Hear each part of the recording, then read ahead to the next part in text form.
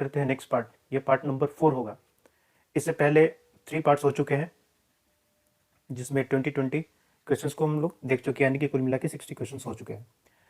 Part 4 में again यहाँ पर 20 क्वेश्चंस आपको देखने को मिलेंगे। तो चलिए स्टार्ट करते हैं जल्दी से। यहाँ पर पहला क्वेश्चन आएगा कि भागलपुर से आनंद विहार तक, आनंद विहार जो कि एक रेलवे स्टेशन या एरिया है न्यू दिल्ली में, तो भागलपुर से आनंद विहार तक चलने वाली विक्रमशिला एक्सप्रेस को बिहार की किस प्रसिद्ध पेंटिंग से सजाया गया है? यहाँ पर आपको 4 ऑप्शन मिलेंगे: Madhubani painting, Shakuntala painting, Manjusha painting and बिंदु पेंटिंग। ठीक है, तो मधुबनी पेंटिंग के बारे में आपको पता है कि जो हमारा ये बिहार है, यहाँ पर जो मिथिला वाला रीजन है, इधर आपको मधुबनी पेंटिंग देखने को मिलती है। शकुंतला पेंटिंग की बात करें तो ये ज़्यादा फेमस हुआ था ऑन द टाइम ऑफ जो राजा राम मोहन राय थे। राजा राम मोहन राय, ये उनके समय पे ज़्यादा ये फेमस हुआ था। ठीक है, आपने शकुंतला दुष्यंत की कहानी सुनी होगी, तो उसी कहानी से ये प्रेरित होकर इन्होंने शकुंतला पेंटिंग बनाना शुरू किया। बिंदु पेंटिंग की बात करें तो ये पेंटिंग डॉट से स्टार्ट होती है, इट्स लाइक डॉट, इस तरीके से ये स्टार्ट होती है। ठीक है, तो इसको हम बिंदु पेंटिंग कहते हैं। और इसका जो असल में आंसर होगा वो होगा मंजूषा पेंटिंग। तो यहाँ पर क्वेश्चंस इसके रिवर्स भी आ सकता है, पूछा जा सकता है कि कौन सी, मतलब कहाँ से कहाँ तक जाने वाली जो ट्रेन है उस पर मंजूषा पेंटिंग की हुई है। तो उस तरीके से भागलपुर से आनंद विहार तक चलने वाली ट्रेन, या फिर पूछा जाता है कि ट्रेन का नाम क्या है, तो विक्रमशिला एक्सप्रेस। तो यहाँ से 3 तरीके से क्वेश्चन बन सकते हैं। नेक्स्ट क्वेश्चन देखते हैं। 27 जुलाई 2019 के दौरान 5वें, ठीक है ये 5वें है यानी कि 5th अंतर्राष्ट्रीय धम्म सम्मेलन बिहार में कहाँ आयोजित किया गया? ठीक है, तो आपको पता है कि ये जो सम्मेलन होता है ये मेनली महात्मा जो बुद्ध थे, महात्मा बुद्ध से ये रिलेटेड होता है। तो यहाँ पर 4 ऑप्शन: राजगीर, बोधगया, पटना, वैशाली, ये सभी महात्मा बुद्ध के लाइफ से रिलेटेड है। यहाँ पर जो आंसर होगा वो होगा राजगीर, जो कि नालंदा में पड़ता है, जहाँ पर 5वें अंतर्राष्ट्रीय धम्म सम्मेलन हुआ था। अगेन यहाँ पर 2 तरीके से क्वेश्चन आ सकते हैं कि एक तो कि कहाँ पर हुआ था, और दूसरा कि ये कौन सा सम्मेलन था, यानी कि नंबर। तो ये 5th नंबर का सम्मेलन था, अंतर्राष्ट्रीय धम्म सम्मेलन। नेक्स्ट क्वेश्चन देखते हैं।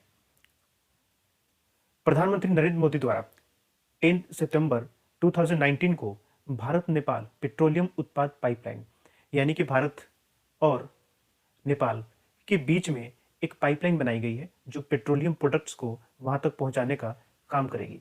ठीक है, तो ये पेट्रोलियम पाइपलाइन कहां से कहां तक है? पहली चीज, ये बिहार के मोतिहारी से लेके नेपाल के अमलेखगंज को जोड़ती है। ठीक है, यानी कि बिहार के मोतिहारी से चल के वो नेपाल के अमलेखगंज तक जाती है। इस पाइपलाइन की टोटल लंबाई कितनी है? तो इसका आंसर हो जाएगा आपको 69 किलोमीटर। तो यहाँ पर अगेन आपको 2 तरीके से क्वेश्चन हो सकते हैं, या तो आपसे लंबाई पूछी जाएगी, या आपसे ये भी पूछी जा सकती है कि ये किन 2 जगहों को जोड़ता है। तो बिहार के मोतिहारी से नेपाल के अमलेखगंज को ये जोड़ता है। ठीक है, अब चूंकि बिहार से ये पास करता है यानी कि मोतिहारी से, तो ये इंपॉर्टेंट हो जाता है, जगह का नाम भी याद रखना। नेक्स्ट क्वेश्चन देखते हैं। सितंबर 2019 में बिहार के प्रसिद्ध उत्पाद मखाना को जीआई टैग प्राप्त हुआ है। इसके अतिरिक्त बिहार के और कितने उत्पादों को जीआई टैग मिला हुआ है, यानी कि मखाना को छोड़ के और कितने उत्पाद हैं जिनको जीआई टैग मिला हुआ है? तो इसका आंसर हो जाएगा 5। ठीक है, और 5 में +1 मखाना कर दीजिएगा तो टोटल 6 हो जाएगा, लेकिन यहाँ पूछा गया है मखाना को छोड़ के, तो होगा 5 जिनको जीआई टैग मिला हुआ है। तो कौन कौन से 5 है? एक है सिलावा खाजा, आपको पता है सिलावा खाजा, ये मेनली स्वीट में आती है, शादी विवाह, मेनली ये शादी विवाह में ही इसका यूज़ किया जाता है, सिलावा खाजा का। इसके अलावा आपको मिलेगी शाही लीची, ये 2 हो गया, ये 1 2। तीसरा हो जाएगा जर्दालू आम, यानी कि जर्दालू मैंगो। चौथा हो जाएगा आपको कतरनी चावल, राइस, KATARNI, कतरनी चावल हो जाएगा। और 5वां हो जाएगा आपको मगही पान। ये 5 हो गए जिनको जीआई टैग मिला हुआ है, और एक छठा मखाना। इनके नाम, ये 6 के नाम आपको याद होने चाहिए पूरे 6 के कि किसको किसको मिला हुआ है। नेक्स्ट देखते हैं। कम पानी में अधिक पैदावार हेतु हाइड्रोजेल का विकास बिहार के किस विश्वविद्यालय के द्वारा किया गया है? तो मेनली जो एग्रीकल्चर यूनिवर्सिटीज़ हैं इनमें सबसे ज़्यादा जो फेमस है और ज़्यादा काम करने वाला है वो है बिहार एक कृषि विश्वविद्यालय, जो कि सबौर, ठीक है। तो इसमें ज़्यादा इंपॉर्टेंट आपको बिहार कृषि विश्वविद्यालय होता है, और इसी के द्वारा ही हाइड्रोजेल का निर्माण किया गया है। हाइड्रोजेल एक तकनीक होती है या फिर एक ऐसा माध्यम होता है जिसके द्वारा हम कम पानी का यूज़ करके हम ज़्यादा पैदावार कर सकते हैं। तो खास करके ये उन क्रॉप्स या फिर फसलों में यूज़ किया जाता है जहाँ पर पानी का ज़्यादा यूज़ होता है, जैसे कि चावल की खेती करने के लिए काफ़ी पानी लगते हैं, तो वहाँ पर भी इसका यूज़ हो सकता है। Okay, next question. फेसबुक द्वारा 11 फरवरी 2020 को महिलाओं के लिए प्रारंभ किए गए वी थिंक डिजिटल के रूप में साक्षरता प्रशिक्षण कार्यक्रम बिहार सहित कितने राज्यों में लागू किया गया है? ठीक है, तो इसका आंसर होगा 7। अब सभी राज्यों के नाम आपको याद करने की जरूरत नहीं है, यहां पर बस आपको बिहार नाम याद रखना है कि बिहार में भी ये लागू किया गया था। क्या नाम था इसका? We think digital. किस लिए लाया गया? साक्षरता प्रशिक्षण कार्यक्रम था। किसके द्वारा लाया गया? फेसबुक के द्वारा। डेट याद करना आपको जरूरी नहीं है, हर चीज की डेट याद करना पॉसिबल नहीं है, तो इसलिए बहुत जो इंपॉर्टेंट होते हैं, जैसे कोई डे मनाया जाता है, कोई दिवस होता है, जैसे कि विज्ञान दिवस हो गया, साक्षरता दिवस हो गया, इस तरीके से उनके नाम याद होने चाहिए, अदरवाइज हर चीज़ का नाम याद नहीं किया, ये डेट याद नहीं किया जा सकता। तो यहाँ पर भी 3-4 तरीके से क्वेश्चन आ सकते हैं। एक तो ये कि कितने स्टेट्स में ये लागू किया गया, दूसरी चीज़ कि किसके द्वारा किया गया, तीसरी चीज़ कि इस प्रोग्राम का नाम क्या है, और चौथी चीज़ ये प्रोग्राम का उद्देश्य क्या है। तो साक्षरता प्रशिक्षण कार्यक्रम इसका उद्देश्य है। तो 4 तरीके से यहाँ पर क्वेश्चन बन सकते हैं। नेक्स्ट देखते हैं। राज्य के पर्यावरण और वन विभाग द्वारा 14 फरवरी 2020 को जल जीवन हरियाली अभियान, ठीक है, जल जीवन हरियाली अभियान के तहत पौधारोपण को बढ़ावा देने के दृष्टिकोण को ध्यान में रखकर कौन सा अभियान शुरू किया गया? 4 ऑप्शंस आपको मिलेंगे। प्यार का पौधा, मिशन अफॉरेस्टेशन, मिशन अफॉरेस्टेशन इसको हिंदी में हम कह सकते हैं कि पौधारोपण, ठीक है, पौधारोपण मिशन कह सकते हैं हम इसको। ट्री संरक्षण योजना, यानी कि पेड़ों की संरक्षण के लिए, सुरक्षा के लिए योजना। हर परिसर हरा परिसर, ठीक है, यानी कि ये मेनली आया था कि जैसे कॉलेज वगैरह होते हैं, यूनिवर्सिटीज वगैरह होती हैं, उनके जो परिसर हुआ करते हैं, कैंपस हुआ करते हैं, वहाँ पर एफोरेस्टेशन का काम किया जाए, ये उसके लिए आया था, ठीक है। लेकिन यहाँ जो एग्जैक्ट आंसर होगा इस चीज़ का वो होगा प्यार का पौधा। ये एक अभियान शुरू किया गया था किसके अंतर्गत में? जल जीवन हरियाली अभियान के अंतर्गत में। किस लिए? पौधारोपण को बढ़ावा देने के लिए। तो अगेन 3 तरीके से क्वेश्चन। पहला कि किसके अंडर में ये आएगा? जल जीवन हरियाली मिशन। इसका नाम क्या है? प्यार का पौधा। इसका काम क्या है? पौधारोपण। महिला वैज्ञानिकों ने फेलोशिप और अनुसंधान अनुदान प्राप्त करने के लिए केंद्रीय विज्ञान एवं प्रौद्योगिकी मंत्रालय की नई योजना कौन सी है? ध्यान रखिएगा, ये केंद्रीय यानी कि सेंट्रल गवर्नमेंट की बात हो रही है, ठीक है। यहां पर जो प्रोग्राम शुरू किया गया वो है सर्व पावर। ये एक प्रोग्राम है जिसके तहत यहाँ पर महिलाओं को फेलोशिप दिया जाता है और अनुदान दिया जाता है ताकि फेलोशिप और अनुसंधान यानी कि रिसर्च काम में उनको सहायता मिले।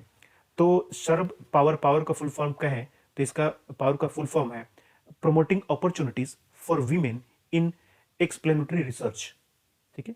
पी से क्या हो गया आपको? Promoting opportunities for women in explanatory research, ठीक है।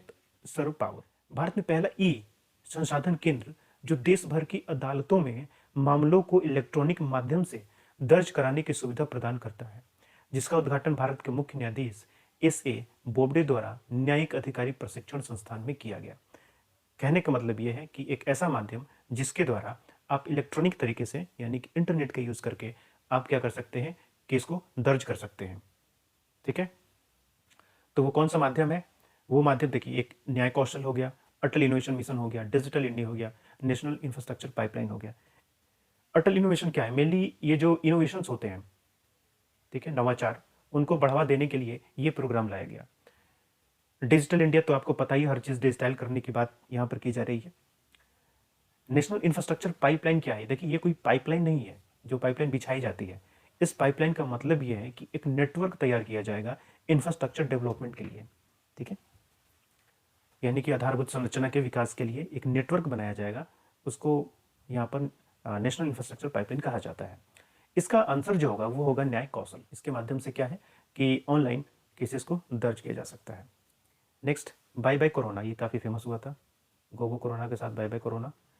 तो बाय बाय कोरोना के तहत लिखी गई दुनिया की पहली वैज्ञानिक कार्टून पुस्तक के लेखक कौन है? ठीक है, तो इसके लेखक है डॉक्टर प्रदीप श्रीवास्तव।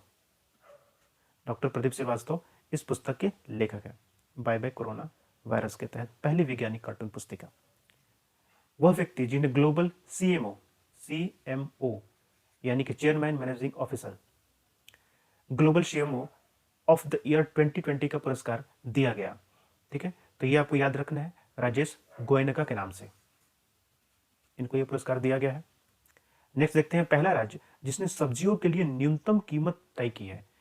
ठीक है, जैसे कि MSP होती है, फसलों के लिए तय की जाती है, वो भी न्यूनतम कीमत ही होती है। तो इस राज्य ने क्या किया है कि 16 किस्म की सब्जियों के लिए इन्होंने न्यूनतम मूल्य तय किया है। और न्यूनतम मूल्य क्या होगा? ये न्यूनतम मूल्य होगा कि कुल उत्पादन लागत का 20% से अधिक होना चाहिए जिस पर वो बिक्री होंगी। ठीक है, तो ये 16 किस्में सब्जियों की, और इनका जो उत्पादन लागत होगा उस पर 20% से ज़्यादा जो होगा ये न्यूनतम मूल्य होगा। तो किसने इसको चालू किया हुआ है? ये चालू करने वाले हैं, स्टेट का नाम है केरला। ठीक है, तो अगेन यहाँ पे याद रखना है कि केरला स्टेट नाम याद रखना है। कितनी किस्म की सब्जियों के लिए? तो 16 किस्म की सब्जी के लिए। कितना? तो उत्पाद से 20% ज़्यादा। उत्तर भारत का पहला बर्ड रिंगिंग स्टेशन कहाँ पर बनाया गया है? ये मिलेगा आपको भागलपुर में। और ध्यान रखिएगा बिहार चौथा स्टेट है जहाँ पर बर्ड रिंगिंग स्टेशन बनाया गया है, और उत्तर भारत का पहला। इससे पहले यानी कि बिहार अगर फोर्थ है, बिहार को फोर्थ नंबर पे बनाया गया है और उत्तर भारत का ये पहला है, नॉर्थ इंडिया का पहला है, तो इसका मतलब बाकी जो तीनों हैं वो साउथ इंडिया में बने हुए हैं। ठीक है, तो उसी से रिलेटेड क्वेश्चन है नेक्स्ट वाला कि बिहार बर्ड रिंगिंग स्टेशन वाला चौथा राज्य है। ठीक है, और नॉर्थ इंडिया में पहला है। तो बाकी जो राज्य हैं इनमें से कौन, ऑप्शंस में से कौन से राज्य हैं जहां पर ये रिंगिंग स्टेशन आपको मिलेगा? बर्ड रिंगिंग स्टेशन है ये, यहाँ पर बोर्ड हो गया है, ध्यान रखिएगा, this is bird ringing station. तो Tamil Nadu, Rajasthan, Orissa, all of above. यहाँ पर आंसर है ऑल ऑफ एबव। बाकी ये जो तीनों हैं यहाँ पर बर्ड रिंगिंग स्टेशन बनाए गए हैं। तो ये तीनों के तीनों किधर है? साउथ इंडिया में पड़ते हैं। ठीक है, तो नॉर्थ इंडिया में पहला बना हुआ है बिहार में, और ओवरऑल बिहार फोर्थ स्टेट है जहाँ पर ये बर्ड रिंगिंग स्टेशन बनाया गया है। नेक्स्ट देखते हैं the patient assassin a true tale of massacre, revenge and the Raj. ये एक पुस्तक है, इसके लेखक कौन है ये आपको बताना है।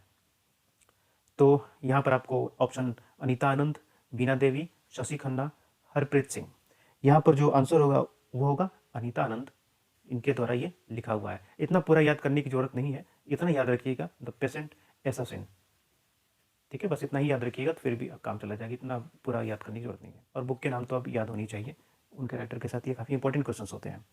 भारत के अगले मुख्य सूचना आयुक्त, अब तो ये अपॉइंट भी हो गया है, ये संवर्धन सिन्हा इनका नाम है।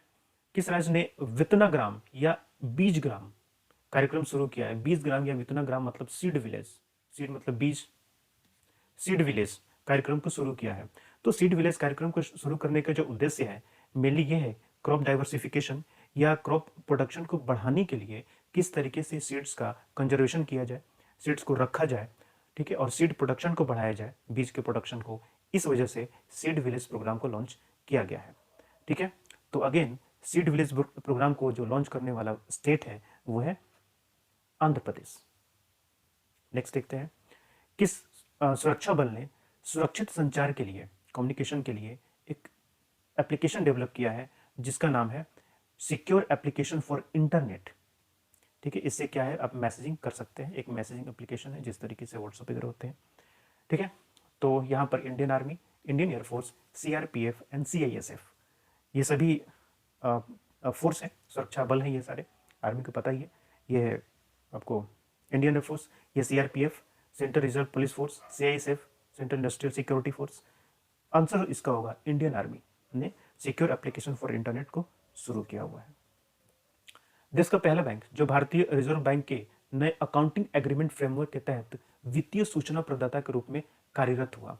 ठीक है, अकाउंटिंग एग्रीमेंट एग्रीगेटर फ्रेमवर्क के तहत क्या होता है कि जो बैंक्स हैं उनको अपनी इंफॉर्मेशन या डेटा देने पड़ते हैं, जो भी उनके पास वित्तीय लेन देन यानी कि फिनेंशियल ट्रांजेक्शन्स होते हैं उसका रिकॉर्ड इस फ्रेमवर्क के तहत करना होता है। ठीक है, तो यहाँ पर जो पहला बैंक है वो है इंडसइंड बैंक, जिन्होंने अपनी वित्तीय सूचना को इस फ्रेमवर्क के तहत रिजर्व बैंक को दिया है। नेक्स्ट लास्ट क्वेश्चन, बिहार के कितने जिले जैविक कृषि से जुड़े हुए? ये पहले भी क्वेश्चन आ चुका था, तो इसका आंसर आपको पता होगा। 13 जिले ऐसे हैं जो कि जैविक कृषि से जुड़े हुए हैं, ठीक है, बिहार के। तो चलिए इस तरीके से 20 क्वेश्चन फोर्थ पार्ट में भी हमने कंप्लीट किया। नाउ अब मिलते हैं नेक्स्ट पार्ट में, हम पार्ट 5th में अगेन 20 क्वेश्चन के साथ। Thank you, best of luck.